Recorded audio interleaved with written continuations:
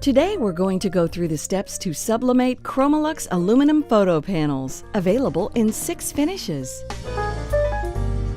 You will need a blank photo panel, the printed transfer using a sublimation printer and RIP software, poly fabric, heat gloves, heat tape, cloth for cleaning the surface, all-purpose cleaner, a large format pneumatic heat press set to 400 degrees Fahrenheit and 60 to 70 psi, blowout paper, and a Nomex pad.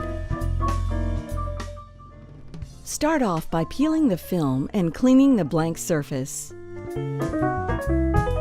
Tape the transfer to the panel on the longer sides. Add more tape for large format panels.